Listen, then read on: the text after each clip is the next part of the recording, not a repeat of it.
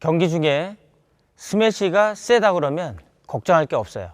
스매시가 세면 공격을 할 수 있는 그 자체만으로도 득점을 할 수가 있기 때문에 스매시가 세다 그러면 특별히 걱정할 건 없는데, 만약에 내 스매시가 약하다, 내 스매시가 약하다고 그랬을 때는 상대 선수에게 스매시를 했을 때 어떤 결정타로 강한 힘을 준다고 해도 그 공이 살아날 수가 있는데, 그 공이 살아날 수 있는 확률을 줄이려면 우회적으로 스매시 했을 때의 그 공의 방향을 조금만 다른 방향에서 한다 그러면 내 스매시가 약하더라도 스매시에 대한 파워 못지않은 그런 효과를 톡톡히 볼 수 있는 그런 방법도 있습니다.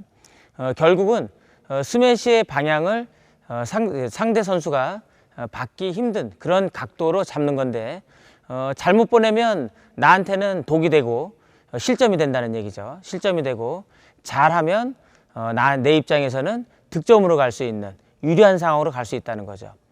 그게 어떤 내용인지 시범을 통해서 말씀을 드릴 수 있도록 하겠습니다. 자, 스매시가 세다. 스매시가 세다 그러면 여러분들 입장에서는 어느 방향을 해도 완전히 대각선 방향으로 먼 거리로 스매시를 하지 않는 이상에는 딱히 불리할 게 없어요. 그렇지만 스매시가 약한 상황에서도 얼마든지 공략을 할 수 있다는 얘기인데, 자, 스매시가 세요. 그러면 직선으로. 자, 예. 이 공이 세게, 그것도 이제 키가 어느 정도 큰 그런 상대 선수가 높은 타점에서 스매시를 한다 그러면 지금 보시는 것처럼 이렇게 꽂혀서 올 수도 있고 공 자체가 세게 올 수가 있는데, 그런 상황에서는 스매시 공격하는 입장에서 상대 선수가 어디에 있든지 간에 아무런 문제가 없어요. 그런데 내 스매시가 좀 약하다 그럴 때는, 특히 직선으로 보냈을 때는 문제가 커져요. 그래서 여러분들이 내가 좀 스매시가 약한데 그거를 전술적으로 어떤 공략을 하고 싶다 그러면 제가 지금 말씀드리려고 하는 내용을 잘 들으시고 거기에 맞춰서 한번 해보시라는 얘기죠. 자, 우선 가장 쉬운 내가 스매시를 했을 때 가장 쉽게 상대가 받아칠 수 있는 위치는 몸의 근처야. 몸 근처로 했을 때는 상당히 공격자 입장에서는 어려워질 수도 있다는 거죠. 그렇지만 몸 근처에서 약간만 벗어날 수 있는 위치를 잡는다 그러면 내가 스매시를 했을 때 그 스매시가 어느 정도는 효과를 볼 수가 있다는 거죠. 그 중에 여러분들께 권할 수 있는 방향 중에 하나가 센터라인 쪽이에요. 센터라인 쪽. 이 센터라인 쪽 중에서도, 자, 수비를 하려면 양쪽에서 선수들이 이렇게 서요. 수비 위치에 이렇게 서서 수비를 할 수 있는 위치를 잡는데, 이럴 때 스매시 방향이 완전히 왼쪽 반대편에 있는 사람 쪽으로 치우치게 되면 그 공이 가뜩이나 이제 내 스매시가 약한데 여기서 포핸드에 걸리게 되면, 여기서 직선으로 보냈을 경우에는 스매시를 한 사람은 대각선에 있기 때문에 다시 우측 혹은 좌측으로 움직여서 공을 쳐야 되는 그런 어려움이 있거든요. 그래서 가장 좋은 위치는 이 대각선 방향이지만 옆에 있는 그 선수 쪽으로 가는 게 아니라 서로 맞닥뜨려져 있는 그 상대 선수 쪽에서 봤을 때 센터라인 약간 안쪽으로 여러분들이 공을 보내신다 그러면 어느 정도는 효과를 볼 수가 있어요. 설사 그 공이 조금 약하더라도 어느 정도는 효과를 볼 수가 있는데, 이런 상황이 되겠죠. 자, 공 한번 줘보세요. 자, 스매시가 약간 가운데로 치우쳐서 간다. 그러면 서로 이렇게 머뭇거릴 수 있는 이런 상황이 틀림없이 와요. 이거는 여러분들께 시범을 보여드리려고 하나의 그 제스처, 액션을 보여드린 게 아니라 게임을 하다 보면 이런 경험을 하신 분들이 많아요.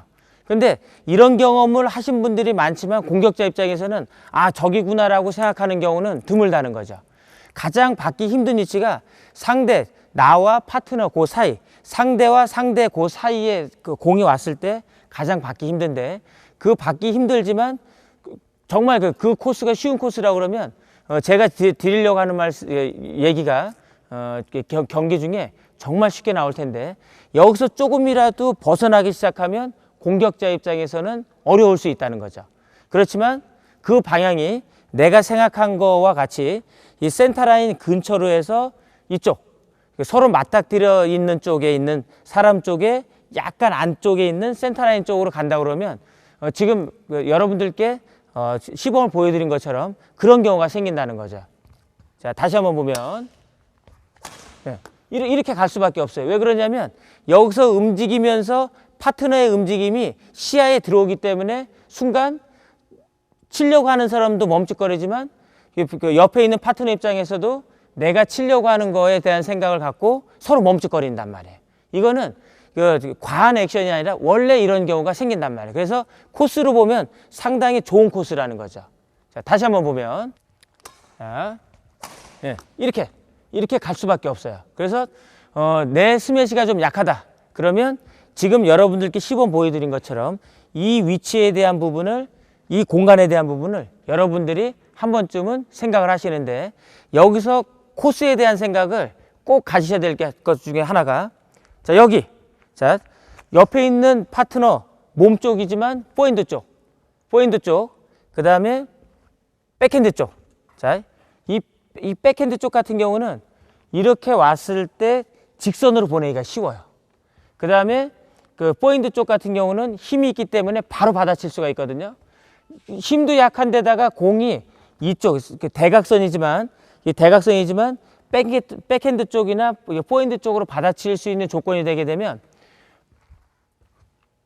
공 자체가 강하게 왔을 때는 괜찮아요. 이게 밀릴 수가 있거든요. 그렇지만 공이 약하게 왔을 때는 계속 그 코너 쪽으로 공을 몰아붙일 수가 있기 때문에 공격자 입장에서는 상당히 어려워질 수 있다는 거죠. 그래서 공격자 입장에서 내 스매시가 좀 약하지만 코스를 잡는다 그러면 상대의 중간에서 서로 맞닥뜨려 있는 사람의 센터라인 쪽 약간 안쪽으로 조준해서 공을 보낼 수가 있다 그러면 어느 정도는 효과를 볼 수가 있다는 거죠. 그래서 여러분들께서 이제 코스를 본다 그러면 물론 이제 스매시가 강한 상태라 그러면 그 어느 쪽으로 공을 보내도 크게 걱정할 게 없는데 만약에 그렇지 않다라 그러면 지금 설명해드린 대로 코스에 대한 부분을 잘 좀 보시고 그리고 그 코스에 맞춰서 적당하게 찔러만 주면 일단은 공격에 대한 효과를 충분히 볼 수 있다는 거죠.